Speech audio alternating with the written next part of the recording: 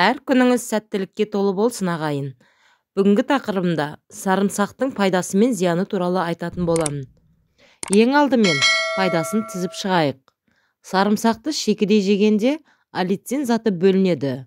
Бұл зат түрлі зиянды бактерияларды жояды. Сондай-ақ антисептикалық, яғни залалсыздандыру қабілетіне ие. Егер сарымсақты қыздырса немесе ыстық суға салса, онда аллицин бөлінбейді.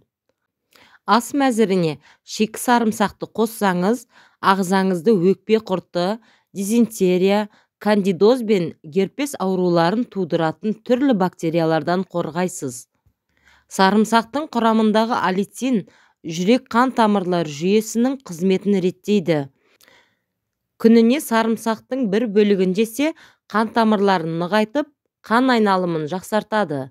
Залалды холестерин мөлшерін 10%-ға төмендетеді. Сәйкесінше, қанның ұюын болдырмайды, жүрек талмасының алдын алады.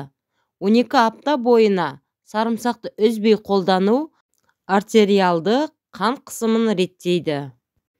Қандағы қант мөлшерін төмендетеді, иммунитетті күшейтеді, қатерлі ісікті алдын алады.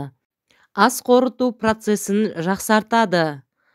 Аяқ, қол, буындары үшін пайдасы зор. Тұз жиналудың алдын алуға болады. Теріні қалыпқа келтіреді. Құрамындағы дәрумендер теріні серпінді етеді, безеудің пайда болуын азайтады. Сарымсақтың зияны қандай?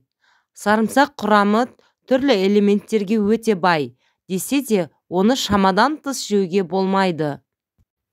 Күніне 8 тіс сарымсақ жесе қан кетеді. Сарымсақты аш қарынға жемеген жөн. Сарымсақты көп жесе, ішке газ көп жиналады. Жүрек айнып бас ауырады.